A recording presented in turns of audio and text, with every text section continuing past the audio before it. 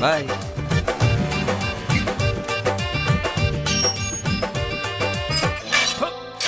हाय नीलम, कैसन बाड़ू? हम ठीक बानी। ए सुना का हो? अरे राधा से मिले के बाद गेट खोला ना। अरे ये गर्ल्स हॉस्टल आओ, चल भाग यहाँ से। अरे उनके बुलावा, वो हमके पहचाने ली। अरे तोहरा जैसन बहुत देखले बानी, चल भाग यहाँ से।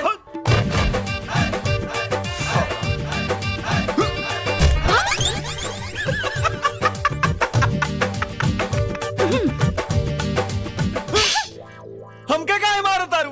तू हमरा के पत्थर काहे मारला? हम ना, ई मरला सा। अरे तू हाँ हम। तू यहाँ काहे आइल बड़ा? राधा से मिले के बाद कुछ जुगाड़ लगावा ना। राधा अब तोहरा से ना मिल सकेली। काहे? उनकर पढ़ाई लिखाई छोड़ा दियल गेल बा, ऊ घर में कैद बड़ी। अरे तो उनकर नंबर होई ना। हाँ बाना। ए हाँ क्या हो रहा है वहाँ? ओ एक्चुअली मैम, चलो अपने रूम में। जी मैम।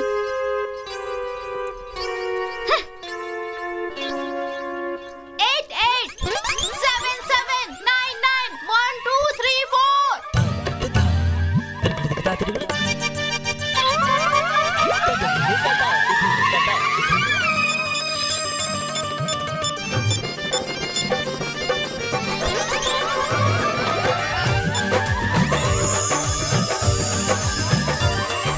पिक्चर बढ़िया रहल, बहुत ज्यादा मजा आई।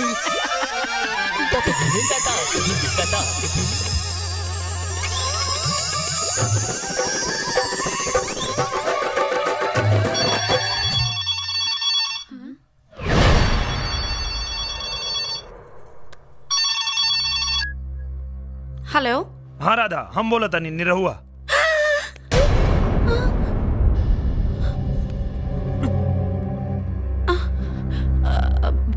हाँ कंचन बोला। कंचन? अरे कंचन ना, निरहुआ बोला था नहीं। अरे हाँ हाँ, हम जानतानी। हमार पापा हमार पढ़ाई छुड़ा दिए, बहुत जालिम बाटे हमार पापा।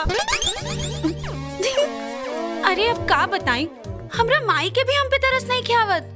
दिन भर हमरा पे नजर रखत आरी। हे भगवान, केहू के भी ऐसन माई मत दी हो।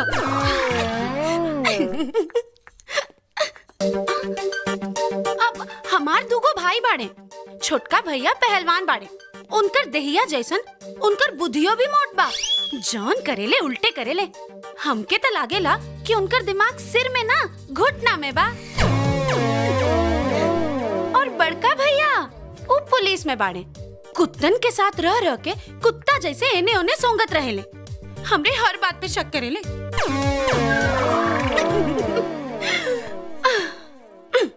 तो के हमार नंबर के देहलस? अरे तोरा एगो सहेली से मिल गई। आदित्य, तू हमरा से कितना प्यार करेला? बस एकरे से अंदाजा लगा ला। बचपन से लेके आज तक बस तोहरे इंतजार करत रही। तो हम ही कहाँ भुला गई नी तोहरा के। बचपन से तहार मूरत अपना मन मंदिर में बैठवले बानी। राधा, लगता हमनी की मोहब्बत बड़ी इम्तिहान ली। हम हर इम्तिहान देब आदित्य। तोहरा खातिर हम पूरा दुनिया से टकरा जाइब।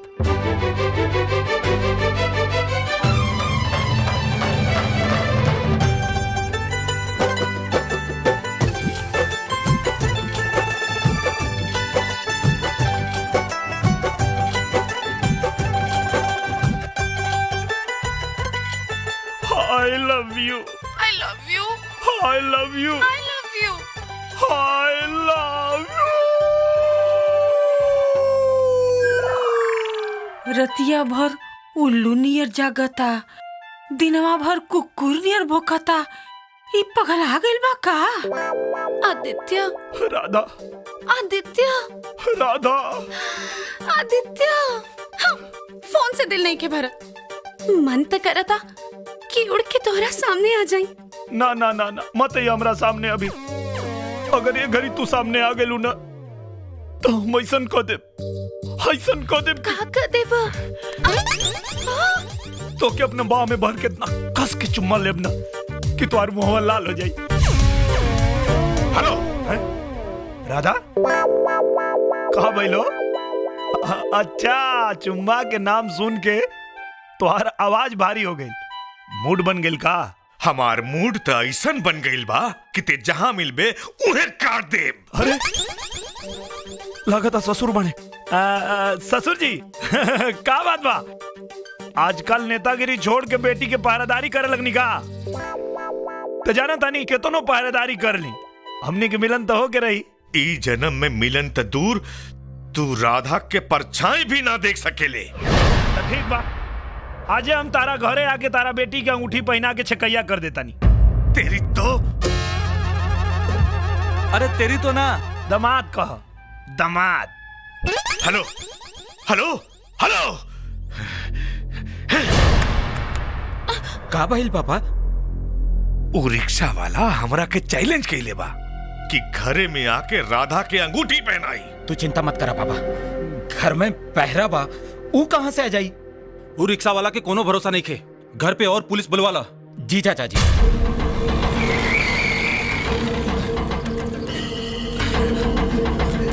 खोलो। चाचा अब देखा तानी कैसे आवेला, सार बड़ा हवा में उड़त रहे।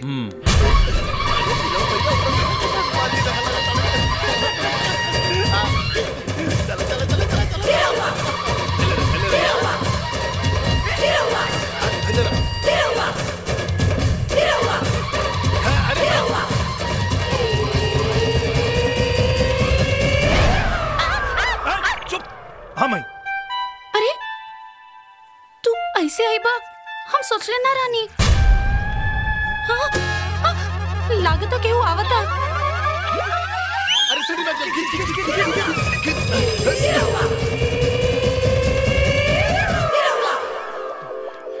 का भइल राधा बेटिया, काहे चिल्लाता रहो? ओ पापा, हम भूत के कहानी पढ़त रहनी, यही से डरा गई।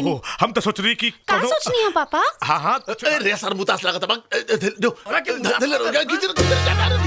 पढ़ा पढ़ा, कुछ ना तू पढ़ा पढ़ा।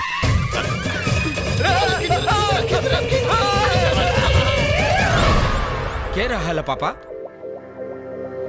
तू दोनों जनी ऊपर जा। जी जी।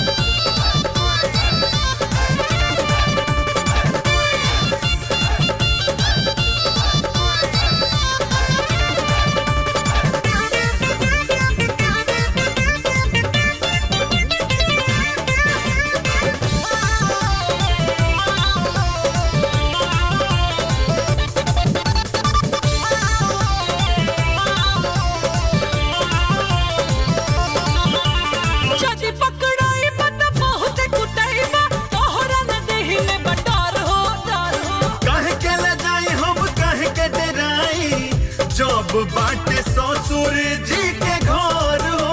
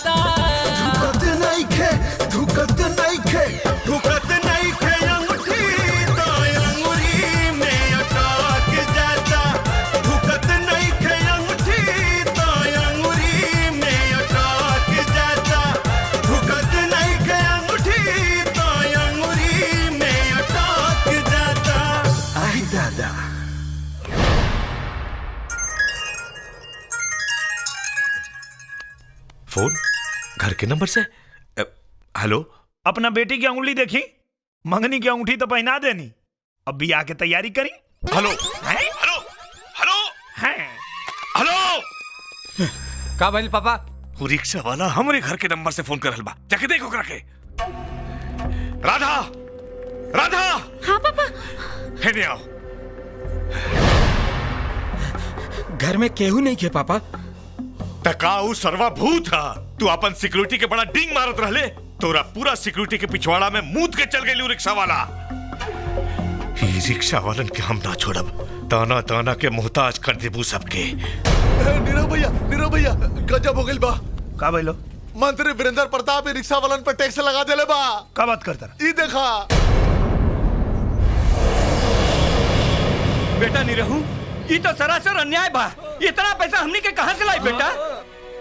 चिंता मत करे चाचा, पूरा शहर के रिक्शा वालन के बोल दा, मंत्री वीरेंद्र प्रताप के घर के घेराव हुई।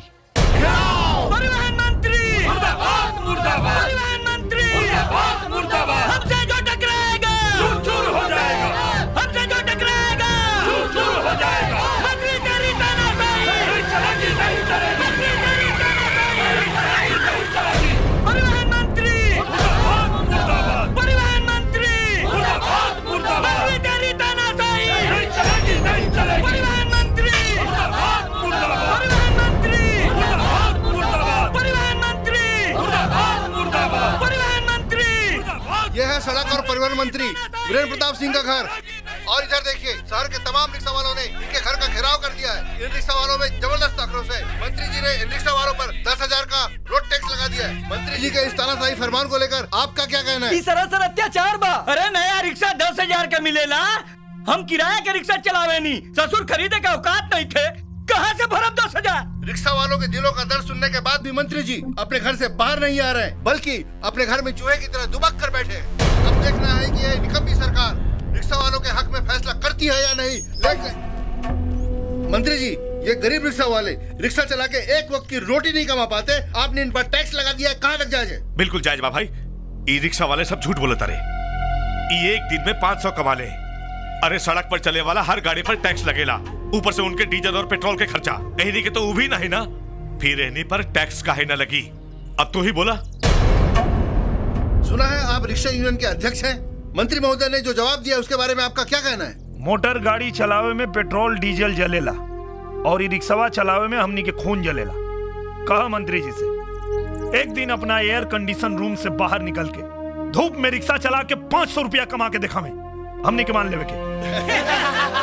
मंत्री जी ये कह रहे हैं एक दिन के लिए आप रिक्शा चलाइए, क्या आप चलाएंगे? ऐसन घटिया बात तो ही घटिया लोग ही सोच सकता रे। पूरा सड़क पर गंदगी मचा के रख ले बड़े लोग, आए दिन ट्रैफिक जाम। अरे ई लोगन के वजह से तो दूसरे लोगन के सड़क पर चले के जगह ना हो खेला। टिन टिन टिन टिन घंटी बजावत रिक्शा ऐसन दौड़ावेलन जैसे सड़क इनके बाप की होगी। इस बारे में आपका क्या कहना है? हाँ, हमनी के बापे के हई सड़किया दिखाई का कहता। काहे कि जब इनकर मोटर गाड़ी ना चलत रहे तब से रिक्शा चलेला। और बात रहल गंदगी के, तो गंदगी हमनी के रिक्शा ना, ये लोग के मोटर गाड़ी फैलावेला। ये लोग के मोटर गाड़ी से निकलल धुआं से पूरे दुनिया के हवा प्रदूषित हो गई, जौना से ओजोन परत में छेद हो गई। हमनी के रिक्शा धुआं ना छोड़ेला, ऊ तो इको फ्रेंडली है। अब आपका इस बारे में क्या कहना है? अरे ई गंदा रिक्शा वाले हमरा सुंदर देश में टाट में पैबंद की तरह बटे। हम ई रिक्शा वालन के सड़क से हटा के ही दम ले। मंत्री जी का कहना है कि आप लोगों को सड़क से हटा के दम लेंगे। आपका क्या कहना है? अरे ई का इनकर बाप हमनी के ना हटा पाई। दुनिया से एक दिन डीजल पेट्रोल गैस सब खत्म हो जाएगा तो इनसे पूछो तब ही का चलेंगे बाबा जी के घंटा। अरे जब मोटर गाड़ी ना चली तो इनके आके हमनी के रिक्शे में बैठे के पड़ा। अरे रुका रुका, हो देखा भौजी आ गई नहीं हो। किसकी भौजी? अरे और केकर भौजी? हमरा निरहु भैया के होखे वाली दुल्हीन हमनी के भौजी। सारा लफड़ा तो उनकरे खातिर होता। हऊ देखो भौजी।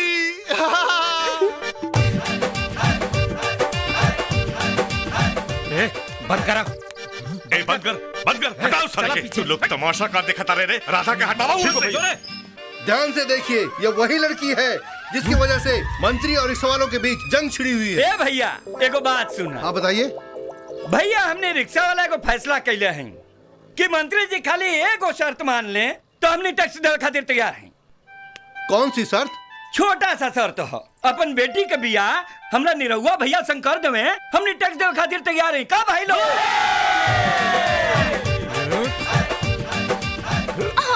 मंत्री जी ये क्या कर रहे हैं? आप एक रिक्शा वाले से अपनी बेटी की शादी करेंगे?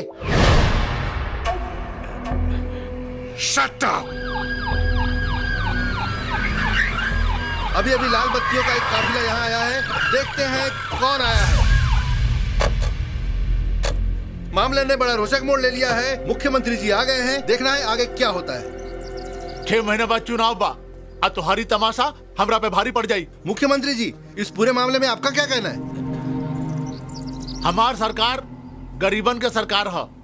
आई रिक्शा वालन पे टैक्स लगावल सरासर गलत है। हम इस घोषणा के अभी इसी वक्त वापस लेता नहीं। निरहु भैया! निरहु भैया!